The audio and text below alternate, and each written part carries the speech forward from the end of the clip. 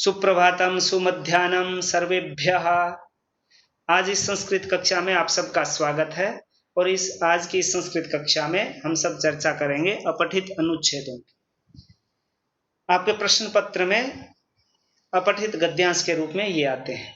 अपठित गद्यांश या अनुच्छेद को करने के लिए सबसे पहली जो आवश्यकता है वह है आपको शब्द रूप, धातु रूप और वाक्य संरचना, कारक विभक्तियां, उपपद विभक्तियां, अव्यय, इनका ज्ञान। तो यह करने से पहले या इसका अभ्यास करने से पहले ये सब दोहरा लें। क्या? शब्द रूप, धातु रूप, कारक विभक्तियां, उपपद विभक्तियां, वाक्य संरचना, वाक्य कैसे बनता है, और अव्यय, ये सब आपके सामने इसमें मिलेंगे। ये सब दोहराने के बाद इसका जो अभ्यास है वह ईमानदारी से करें, समय पर करें, समझ कर करें, तुकबंदी न करें। व्याकरण में जो अपठित गद्यांश या अनुच्छेद दिए गए वे अभ्यास के लिए हैं, आपको सीखने के लिए हैं, आपके लिए सीखने के लिए हैं वे, न कि परीक्षा में आने के लिए। उस जैसे अपठित गद्यांश आएंगे, जो पढ़ा नहीं है वह आएगा, तो कैसे करेंगे? इनसे सीखेंगे कैसे किया जाए। उत्तर आपके सामने है, आपको अपनी समझ के आधार पर उत्तर देने। तो ये सब चीजें पहले आपकी पढ़ी हुई होनी चाहिए, दोहराई हुई होनी चाहिए। इसलिए मैं हर कक्षा में पुनः पुनः कहता हूं कि शब्द रूप, धातु रूप याद कर लें, अव्यय याद कर लें। ये चीजें आपके सामने मिले। कारक और उपपद विभक्तियों का प्रयोग कैसे होता है वह जान लें, दोबारा देख लें चीजों। अब करने के लिए सबसे पहली आवश्यकता है कि इस गद्यांश को पढ़ें हम। गद्यांश का एक वाक्य पढ़ें, पूर्ण वाक्य, फिर उसके एक एक पद पर जाएं, वह कौन सा लिंग, विभक्ति, वचन, पुरुष है, और विचार करें उसका अर्थ क्या हो। जैसे यह गद्यांश, इस गद्यांश का हम अभ्यास करते हैं। इसमें देखा है, लंकायाः नृपः रावण छलेन सीताम अहरत। लंकायाः, अब लंकायाः में क्या है?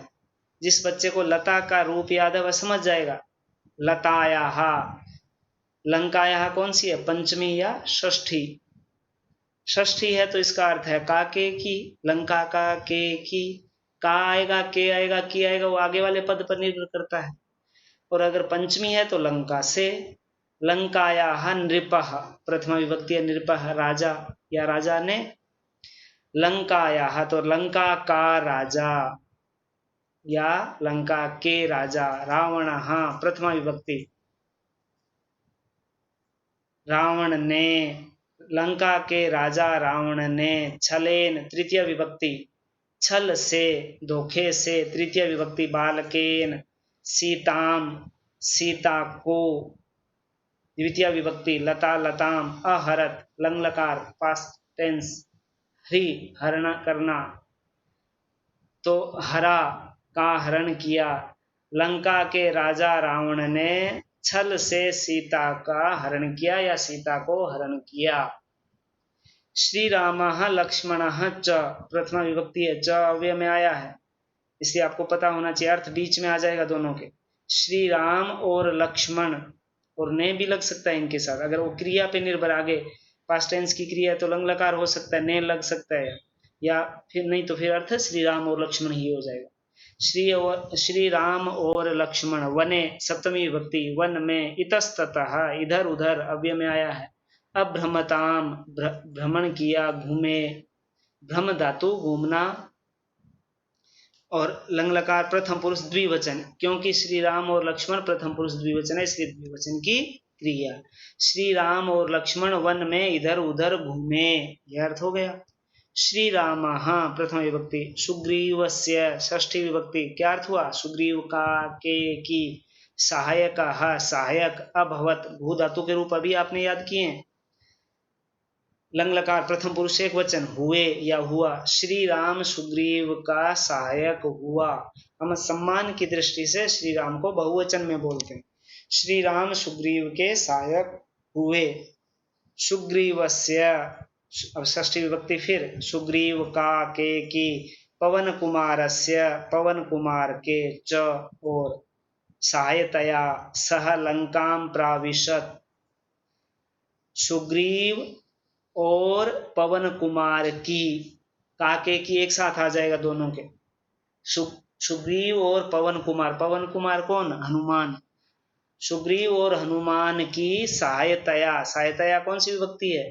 तृतीया। लतया, सहायता से, सह उसने या वह, लंकाम द्वितीय विभक्ति, लंका को, लंका में प्रविशत प्रवेश किया। हिंदी में हम काके की लगा दे, मैं पर लगा देते हैं, जबकि संस्कृत में प्रविशति एक क्रिया है, प्रवेश करना। हिंदी में प्रवेश और करना अलग अलग हो सकता है, इसलिए वहां मैं और पर आ जाता है, लेकिन संस्कृत में प्रवेश धातु एक ही है, एक ही पद है, तो इसलिए जो जहां प्रवेश किया जाता है वह द्वितीय कर्म हो जाता है, इसलिए कर्म में द्वितीय लंका। सुग्रीव और पवन कुमार की सहायता से उसने लंका में प्रवेश किया। सम्मान की दृष्टि से श्री राम के लिए बहुवचन का प्रयोग कर सकते हैं, सह की जगह उन्होंने प्रवेश किया। तत्र श्री रामस्य रावणेन सह युद्धम अभवत, तत्र अव्यय में आया है, वहां श्री रामस्य, श्री राम के, षष्ठी विभक्ति, रावणेन सह, रावणेन तृतीया, रावण से, लेकिन यहाँ क्यों ऐसे? सह अव्यय है, सह मीन साथ, इसके योग में तृतीया विभक्ति होती है, यह उपपद विभक्ति का नियम है। अब याद होगा तो यहाँ हमारे काम आ जाएगा, इसलिए उन चीजों को दोहरा लें। रावणेन सह, तो अर्थ क्या होगा? रावण के साथ, से नहीं होगा, क्योंकि तृतीया तो सह के कारण आई, उपपद विभक्ति के कारण, सह के योग में तृतीया, तो अर्थ यहाँ का के ही होगा। वहां श्री राम के रावण के साथ, श्री राम का रावण के साथ युद्धम, युद्ध, अभवत, हुआ। युद्धे सप्तमी विभक्ति, ऊपर वने में हमने पढ़ी थी अभी, फिर सप्तमी। युद्ध में श्री राम, श्री राम, सकलान राक्षसान, अब सकलान का बाई चांस हो सकता है आपको मीनिंग नहीं है, लेकिन चिंता ना करें, राक्षसान का समझ लें। सकलान को एक बार छोड़ सकते हैं, घर पे अभ्यास कर रहे हैं तो अंडरलाइन कर लीजिए, अगली कक्षा में पूछें। राक्षसान, बालक की तरह रूप चलते हैं, बालकः बालकौ बालकाः, बालकम बालकौ बालकान, तो राक्षसान द्वितीय बहुवचन, तो क्या अर्थ हुआ? राक्षसों को। सकलान का अर्थ होता है सब, सभी, तो सभी राक्षसों को, विशेषण विशेष्य में वही विभक्ति, सेम लिंग विभक्ति वचन होता है, इसलिए राक्षसान में जो लिंग विभक्ति वचन है वही विशेषण में है, सकलान में है। जो लिंग विभक्ति वचन विशेष्य में होता है वही विशेषण में होता है, जो विशेषण में लिंग विभक्ति वचन होता है वही विशेष्य में होता है। तो सकलान द्वितीय बहुवचन है, तो राक्षसान द्वितीय बहुवचन है, तो सकलान में भी द्वितीय बहुवचन पुल्लिंग। सभी राक्षसों को, लंकापतिम रावणम च, दोनों के बीच, पदों के बीच में आ जाएगा, और लंकापति रावण, सकलान राक्षसान और लंकापति रावण के बीच में, और लंकापति रावणम। अब रावणम द्वितीय एक वचन है, इसका विशेषण है लंकापति, लंकापति मीन्स लंका का पति, स्वामी, मालिक, राजा, द्वितीय विभक्ति को, लंका के राजा रावण को, द्वितीय विभक्ति आ गई। अमारयत, मारा या मार दिया, तो यह वाक्य का अर्थ क्या हुआ? युद्ध में श्री राम ने सभी राक्षसों और लंकापति यानी लंका के राजा रावण को मार दिया या मारा, इस प्रकार। तो इस प्रकार हमें अर्थ समझना होगा, इसको एक एक पद को, जो नहीं आता है घर पे उसे अंडरलाइन करें, अगली कक्षा में समझें, पूछें टीचर से। भले ही आपके उत्तर सारे सही हो, सारे किए हुए हों, सारे सही हो, लेकिन प्रश्न में या गद्यांश में जो विषय वस्तु को, इस पद या उसका अर्थ या विभक्ति या लकार पुरुष वचन समझ में नहीं आया है, उसे अंडरलाइन करें और अगली कक्षा में अवश्य पूछें। यही सीखने का साधन है, माध्यम है। अब प्रश्न को हमेशा पढ़ा करें, एक पदेन उत्तरत। अब इसको समझें, कौन सी विभक्ति है, कौन सा लकार। आप हिंदी पे मत जाइए, एक पद में उत्तर दीजिए लिखा हो, एक पदेन तृतीया, एक पद से संस्कृत के अनुसार तृतीया आएगी। उत्तरत लोट लकार, मध्यम पुरुष बहुवचन। तो आपने अगर याद कर रखा है तो रिवाइज हो गया यहाँ। पठतो पठताम पठन्तु, पठ पठतम पठत, तो उत्तरत। आपने अभी भूखे याद किए, तो भवतु भवताम भवन्तु, भव भवतम भवत, तो लोट लकार मध्यम पुरुष बहुवचन तुम सब के साथ जो आता है। एक पद में उत्तर दीजिए या दो। तो कैसे देना है? लंकायाः अधिपतिः रावणः कः आसीत्। सबसे पहली बात, प्रश्न को समझने के लिए हमने एक क्लास की थी प्रश्न निर्माण की, उसे दोबारा देखें। उसमें विवरण लिखा हुआ है, एक सामग्री भी भेजी हुई है, उसे दोबारा पढ़ लें। प्रश्न समझने के लिए आवश्यक है किम के रूप याद हो आपको, पुल्लिंग, स्त्रीलिंग, नपुंसक, सही। और सप्तककार, कदा, कुत्र, कति, कथम, किमर्थम, कीदृश, इनका अर्थ आता हो, वो उस पेज में लिखा हुआ है, दोबारा देख। प्रश्न का उत्तर देने के लिए आवश्यक है प्रश्न को समझना। आप क्या करते हैं? प्रश्न को देखते हैं, पढ़ते भी नहीं है। पढ़ना भी आवश्यक है, फिर समझने का प्रयास करना, फिर उत्तर पे जाना है। तो आप क्या करते हैं? प्रश्न देखा, फिर उससे मिलती जुलती लाइन ढूंढते हैं पैराग्राफ, वह गलत है तरीका, उससे उत्तर गलत होते हैं। यहाँ एक पद में उत्तर देना है, तो समझने का प्रयास करें। और यहाँ तो आप सीख रहे हैं व्याकरण बुक में अभ्यास करके, तो समझें, ईमानदारी से करें और तरीके से करें। तो पहले प्रश्न का अर्थ समझे। लंकायाः, अभी हमने सबसे पहला पद यही पढ़ा था, तो षष्ठी विभक्ति, लंका का के की, पंचमी है तो से अर्थ होगा। अधिपति, अधिपति मीन्स राजा। कह, कौन, आसीत, था, लंका का राजा कौन था। तो पैराग्राफ को पढ़ा। अब अधिपति सारी जगह नहीं मिलेगा, कहीं भी पैराग्राफ में नहीं मिलेगा, लेकिन अगर प्रश्न समझ में आया तो उत्तर आप आसानी से दे सकते हैं। लंका का राजा अधिपति या अधिपति कौन था। प्राय प्रश्नवाचक शब्द जिस लिंग विभक्ति वचन का होता है, उत्तर उसी लिंग विभक्ति वचन का होता है, प्राय, हमेशा नहीं। तो कह पुल्लिंग है तो इसका उत्तर पुल्लिंग प्रथमा एकवचनी होगा। हर जगह नहीं होता, लेकिन अधिकांश। तो लंका का राजा कौन था, मैं वैसे भी पता है कौन था, रावण। हाँ, तो लंकाया नृपः रावण पहली लाइन में लिखा हुआ है या नहीं? तो रावण, तो उत्तर क्या हो गया हमारा? रावण। हाँ, तो ऐसे समझ के उत्तर देना है। अगर ऐसा यहाँ अभ्यास ईमानदारी से नहीं कर रहे हैं तो सीखेंगे नहीं आप, परीक्षा में दिक्कत होगी। अगला प्रश्न, नृपः, नृपः पढ़ा हमने पहली लाइन में, राजा या राजा ने, काम, किसको, किम की स्त्रीलिंग द्वितीय एकवचन, का के कह, काम, यानी स्त्रीलिंग द्वितीय एकवचन, काम, किसको, हिंदी में का के की कह सकते हैं, अहरत, हरण किया। राजा ने किसको हरण किया, या सामान्य हिंदी में हम कह सकते हैं किसका हरण किया। किसका किया था? स्त्रीलिंग द्वितीय एकवचन है प्रश्नवाचक शब्द, तो स्त्रीलिंग द्वितीय एकवचन ही हमारा उत्तर होगा। किसका? सीता का। तो उसी वाक्य में लिखा हुआ है किस कारण किया था? सीताम, तो ये उत्तर हो जाएगा हमारा, सीता। ऐसे समझ के करना है। रामः, अगला प्रश्न, पूर्ण वाक्येन उत्तरत्, पूर्ण वाक्य में उत्तर दें। तो कैसे दें? रामः कस्य सहायकः अभवत्।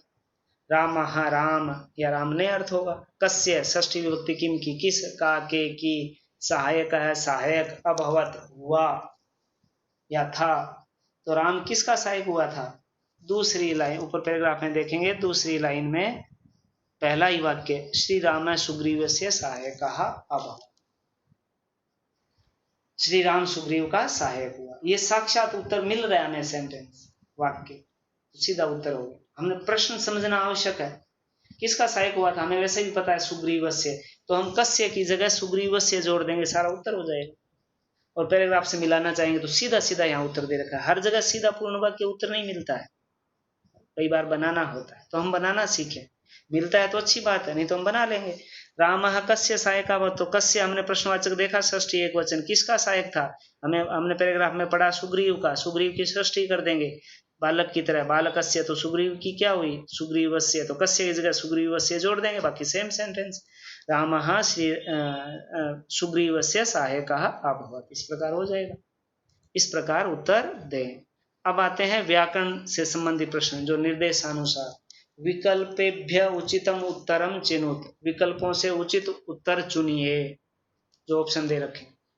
अब इनमें जो इन्वर्टेड, अब इनको समझने के लिए आवश्यक है कि इन्वर्टेड कॉमा में जो बंद होते हैं उनको एज इट इज ही लेना है, अर्थ करने की आवश्यकता नहीं रहती। आगे का प्रश्न जो है उसको अर्थ करें, समझें, कम आवश्यकता होती है, बहुत ही रेयर प्रश्न।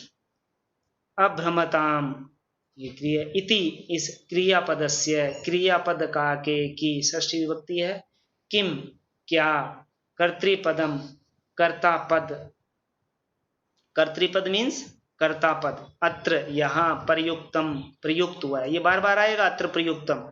और एक पद आएगा अस्य, वो आगे आएगा अभी, यहाँ प्रयुक्त हुआ है। अभ्रमताम इति इस क्रियापद का क्या या कौन सा कर्तृपदम अत्र यहाँ प्रयोग हुआ है। कर्तृपद मीन्स कर्ता, कर्ता और क्रिया हम वाक्य संरचना में पढ़ चुके हैं।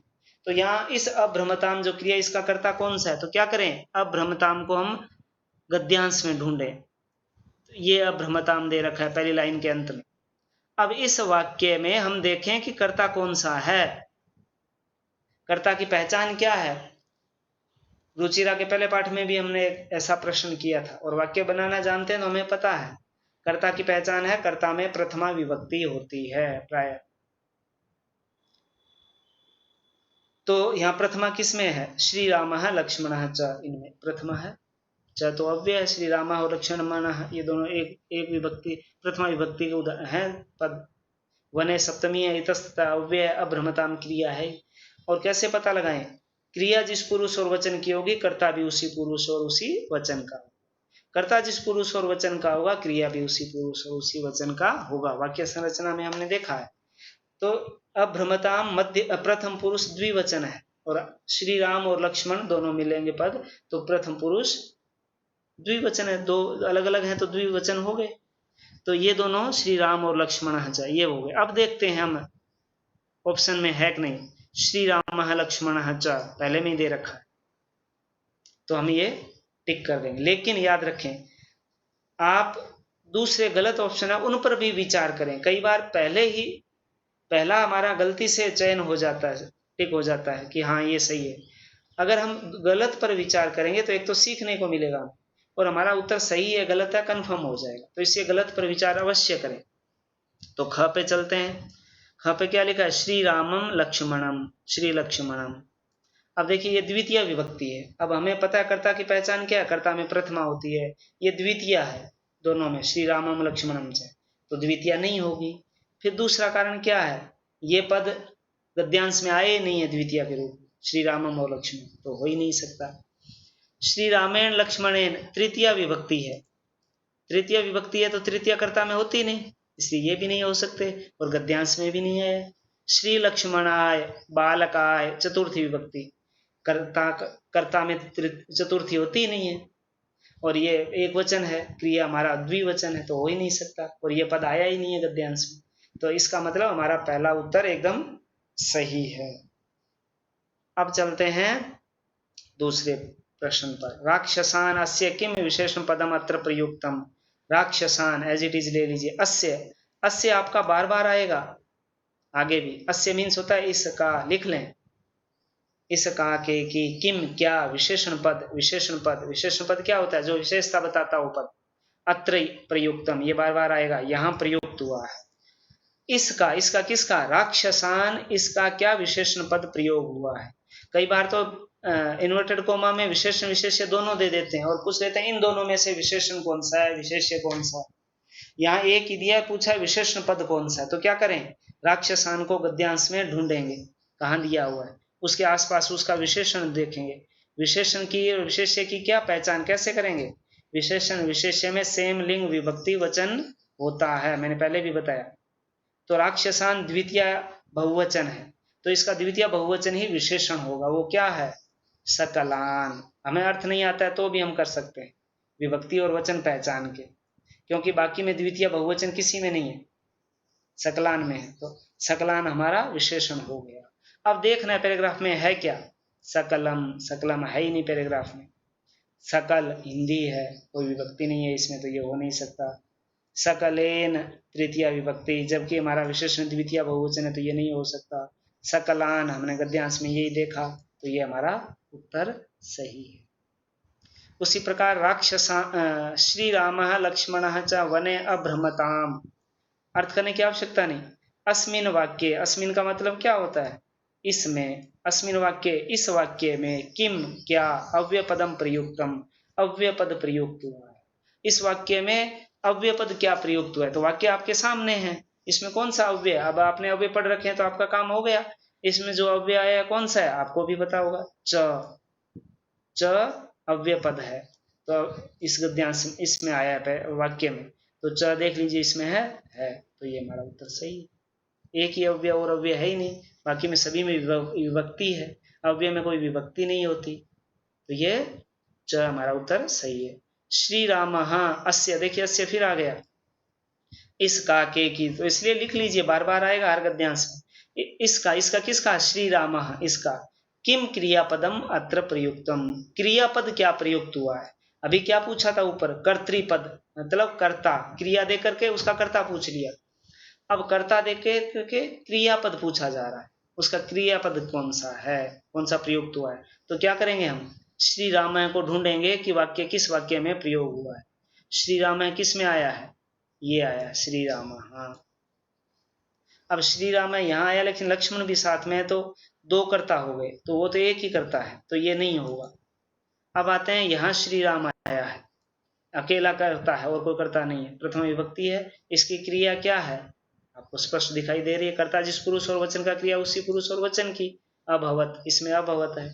और देख लें और कोई आया है क्या, श्री राम यहाँ आया है, इसका कर्ता कौन करता है, यह क्रिया कौन सी है, अमारयत, तो हमारी दो क्रियाएं हो गई, अभवत और अमारयत। अब ऑप्शन में देखते हैं क्या दे रखा है, भू वाली दे रखी है, अभवन नहीं हो सकता, क्यों, अभवन लंग लकार उत्तम प्रथम पुरुष बहुवचन है, बहुवचन नहीं हो सकता क्योंकि श्री राम है एक वचन है, और ये गद्यांश में भी नहीं है, हमने अभी देखा, तो ये नहीं होगा। अभवताम द्विवचन है, श्री राम हमारा एक वचन है, कर्ता, तो ये नहीं होगा। अभवः मध्यम पुरुष एक वचन है, तो श्री राम प्रथम पुरुष एक वचन है, ये भी नहीं हो सकता।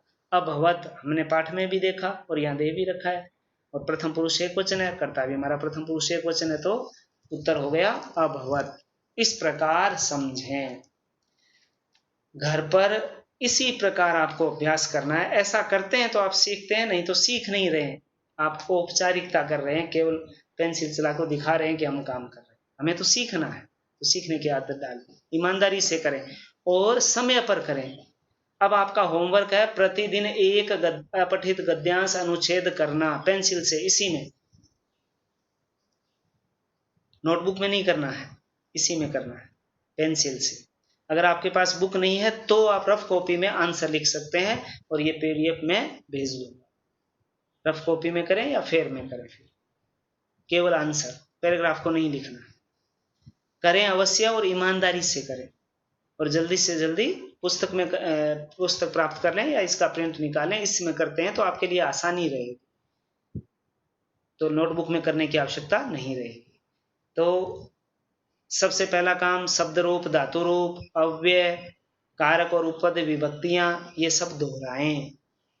उसके बाद गद्यांश समय पर करें, और जो तरीका बताया गया है उस तरीके से करें कि गद्यांश की एक एक लाइन पढ़ें, एक एक शब्द को समझें, जो घर पर नहीं आए उसे अंडरलाइन करें और अगली कक्षा में पूछें।